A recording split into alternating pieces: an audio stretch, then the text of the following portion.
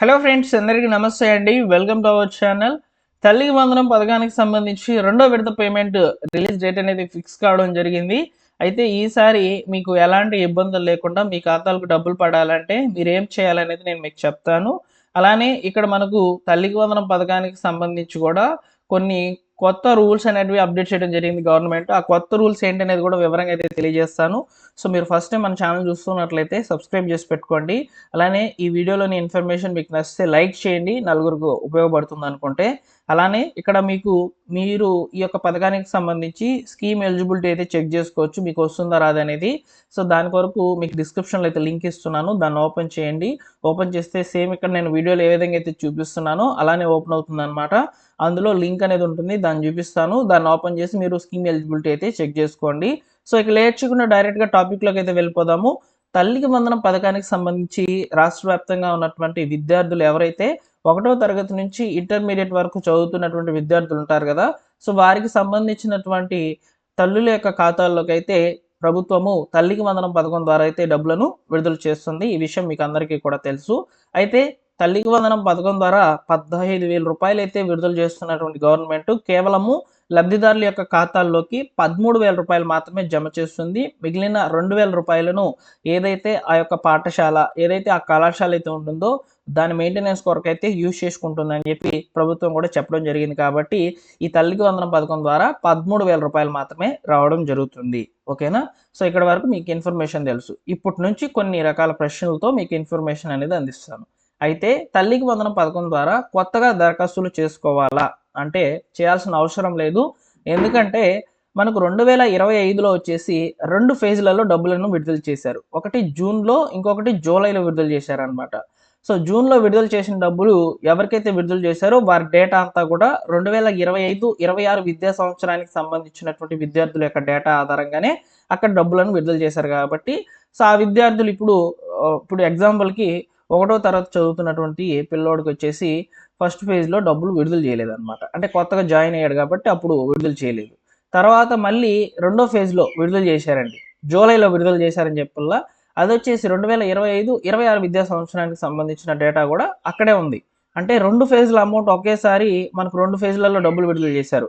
2025 మరియు 2026 ఈ యొక్క విద్యా సంవత్సరాలకు సంబంధించినటువంటి డేటా ఆల్రెడీ ప్రభుత్వం దగ్గర అయితే ఉందన్నమాట. అందువల్ల కొత్తగా దరఖాస్తులు చేయాల్సిన అవసరము లేదు అని చెప్పి నేను మీకు పర్టికులర్‌గా చెప్తున్నానన్నమాట. ఓకేనా? కొత్తగా దరఖాస్తులు చేయాల్సిన అవసరం లేదు. ఆల్రెడీ డేటా అంతా కూడా ఉంది.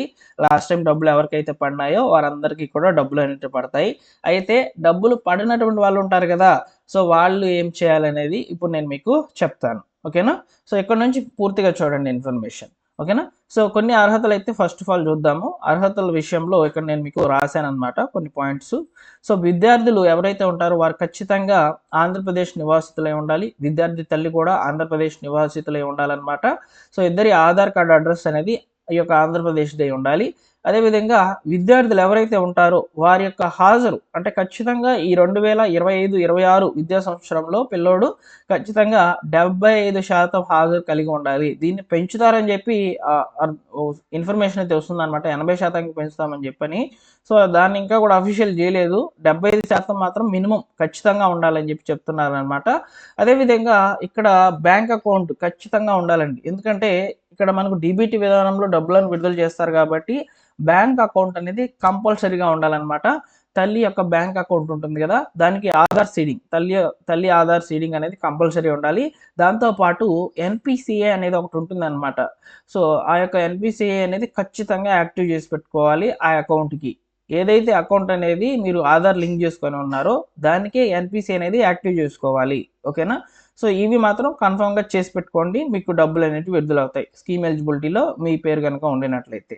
అయితే స్కీమ్ ఎలిజిబిలిటీ ఎలా చెక్ చేసుకోవాలంటే ఇక్కడ మీరు చివరిలోకి వచ్చినట్లయితే నేను ఒక లింక్ అనేది అప్డేట్ చేస్తున్నాను అనమాట.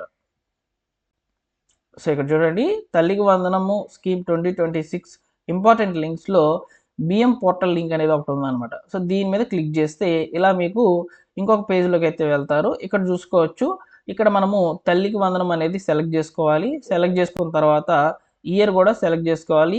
ఇయర్ వచ్చేసి 2025, 26 సెలెక్ట్ చేసుకోండి. తర్వాత సెర్చ్ బై మదర్ అంటే ఇక్కడ మనం మదర్ ఉంటే పిల్లవాడికి సంబంధించి మదరు లేదా ఫాదర్ కనుక ఉండినట్లయితే ఫాదరు లేదా గార్డియను ఇలా ఇచ్చేసి సెలెక్ట్ చేసుకోవాలి. మదర్ ఇచ్చేసి మదర్ యొక్క ఆధార్ నెంబరు గెట్ ఓటీపీ మీద క్లిక్ చేయండి. మీ వివరాలు అనేటివి ఓపెన్ అవుతాయి అన్నమాట.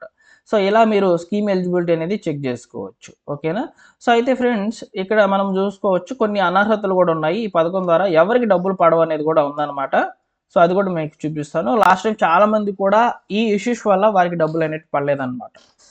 అయితే ఇక్కడ మనం చూసుకున్నట్లయితే ఇతర రాష్ట్రాలకు చెందినటువంటి విద్యార్థులు మరియు విద్యార్థి యొక్క తల్లులు కనుక ఉండినట్లయితే సో వారికి సంబంధించి అయితే డబ్బులు జమ కావు. అదేవిధంగా ప్రభుత్వ ఉద్యోగి అంటే మన యొక్క కుటుంబంలో హౌస్ హోల్డ్ మ్యాపింగ్లో ప్రభుత్వ ఉద్యోగి కనుక ఉన్నా లేదా ఇన్కమ్ ట్యాక్స్ పేరు ఉన్నా లేదా 4 చక్రాల వాహనం కలిగినటువంటి వ్యక్తి ఉన్నా లేదా మన యొక్క హౌస్ హోల్డ్ మ్యాపింగ్లోనే ఎవరైతే 300 యూనిట్ల కంటే విద్యుత్ వినియోగం ఎక్కువగా వినియోగించినటువంటి వాళ్ళు మరియు పట్టణ ప్రాంతాల్లో 1000 చదరపు అడుగుల కంటే విస్తీర్ణం కలిగినటువంటి వాళ్ళు ఉన్నట్లయితే మీకు డబ్బులు అనేటివి రావు.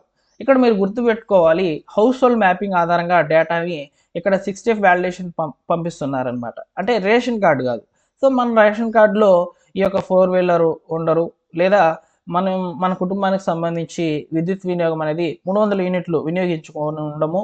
కాకపోతే ఎందుకు ఇలా వస్తున్నాయి అంటే అనర్హతలోకి ఎందుకు మనల్ని పెట్టారని చెప్పి మీకు డౌట్ అనేది ఉండవచ్చు. కేవలము హౌస్ హోల్డ్ మ్యాపింగ్ ఆధారంగా హౌస్ హోల్డ్ మ్యాపింగ్లో 2-3 రేషన్ కార్డులు కూడా ఉంటాయి. అంటే మీ కుటుంబానికి సంబంధించిన హౌస్ హోల్డ్ మ్యాపింగ్లో 2-3 రేషన్ కార్డులు ఉంటే ఏదో ఒక రేషన్ కార్డు వాళ్ళు ప్రభుత్వ ఉద్యోగి ఉండడము లేకపోతే కారు ఉండడము ఇట్లా మనకు ఈ యొక్క వ్యాలిడేషన్ పాయింట్స్ ఉంటాయి కదా, ఇవన్నీ కూడా కలిగి ఉన్నటువంటి వాళ్ళకి సంబంధించిన వాళ్ళు ఉంటే మీకు ఈ స్కీమ్ ఎలిజిబిలిటీ అనేది తీసేస్తారనమాట.